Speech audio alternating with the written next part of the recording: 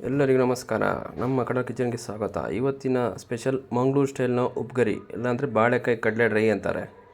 ಮೊದಲಿಗೆ 2 ಬಾಳೆಕಾಯಿ ತೊಗೊಳ್ಳಿ, ಅದನ್ನು ಸಣ್ಣದಾಗಿ ಕಟ್ ಮಾಡ್ಕೊಳ್ಳಿ. ಆಮೇಲೆ ಒಂದು 1/4 kg ಕಡಲೆಕಾಳನ್ನ ಬೇಯಿಸಿ ಸಪ್ರೇಟ್ ಮಾಡಿಟ್ಕೊಳ್ಳಿ, ನೀರೆಲ್ಲ ತೆಗೆದು.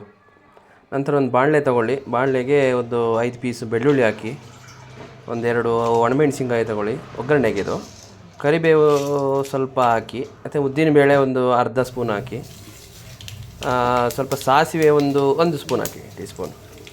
ನಂತರ ಕರಿಬೇವು ಹಾಗೆ ಹೇಳಿದ್ನಲ್ಲ, ಕರಿಬೇವು ಒಂದು ಸ್ವಲ್ಪ ಹಾಕಿ, ಸ್ವಲ್ಪ ಚಟಪಟ ಹಾಕೋವರೆಗೂ ಒಂದು ಸ್ವಲ್ಪ ಹಾಗೆ ಬಿಡಿ.